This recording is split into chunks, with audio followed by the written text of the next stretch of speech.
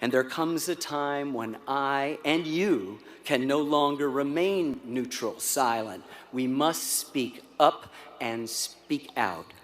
For 216 years, our elections, though bitterly contested, have featured the philosophies and characters of candidates who were clearly qualified.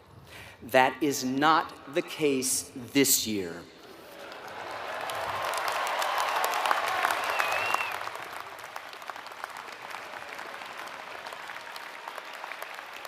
One is glaringly not qualified. So before you do anything with your well-earned degree, you must do everything you can to defeat the retrograde forces that have invaded our democratic process, divided our House, to fight against, no matter your political persuasion, the dictatorial tendencies of the candidate with zero experience in the much maligned but subtle art of governance.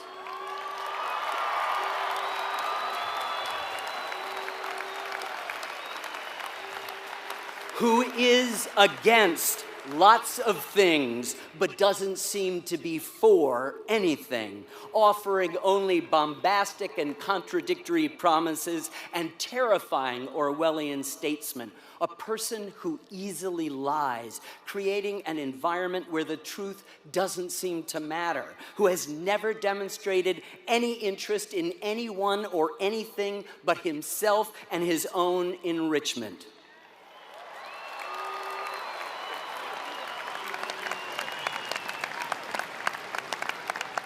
Who insults veterans, threatens a free press, mocks the handicapped, denigrates women, immigrants, and all Muslims, a man who took more than a day to remember to disavow a supporter who advocates white supremacy and the Ku Klux Klan. An infantile, bullying man who, depending on his mood, is willing to discard old and established alliances, treaties, and long-standing relationships. I feel genuine sorrow for the understandably scared and they feel powerless people who have flocked to his campaign in the mistaken belief that, as often happens on TV, a wand can be waved and every complicated problem can be solved with the simplest of solutions. They can't. It is a political Ponzi scheme. And asking this man to assume the highest office in the land would be like asking a newly minted car driver to fly a 747.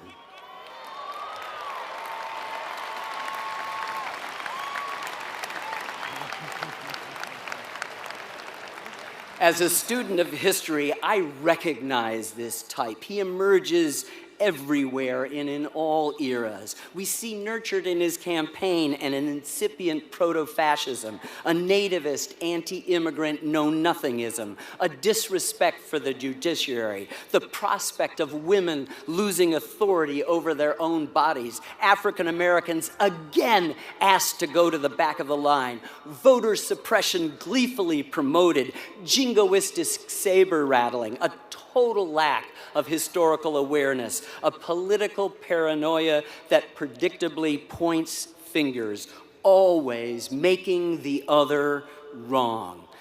These are all virulent strains that have at times infected us in the past, but they now loom in front of us again, all happening at once.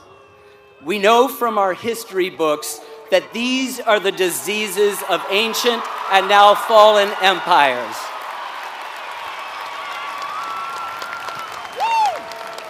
We know from our history books that these are the diseases of ancient and now fallen empires. The sense of commonwealth, of shared sacrifice, of trust, so much a part of American life, is eroding fast, spurred along and amplified by an amoral internet that permits a lie to circle the globe 3 times before the truth can get started. We no longer have the luxury of neutrality or balance or even bemused disdain. Many of our media institutions have largely failed to expose this charlatan, torn between a nagging responsibility to good journalism and the big ratings a media circus always delivers. In fact, they have given him the abundant airtime he so desperately craves, so much so that it has actually worn down our natural human revulsion to this kind of behavior. Hey, he's rich, he must be doing something right. He's not. Edward R. Murrow would have exposed this naked emperor months ago. He is an insult to our history. And do not be deceived by his momentary good behavior. It's only a spoiled, misbehaving child hoping somehow to still have dessert.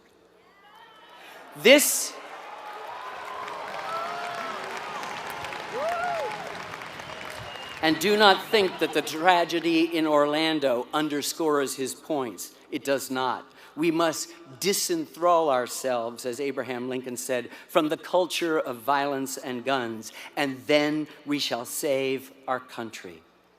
This, ladies and gentlemen, is not a liberal or conservative issue, a red state, blue state divide. This is an American issue.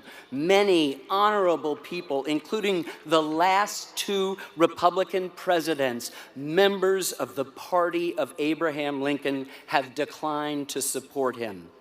And I implore those Vichy Republicans who have endorsed him to please reconsider. We must remain committed to the kindness and community that are the hallmarks of civilization and reject the troubling, unfiltered Tourette's of his tribalism.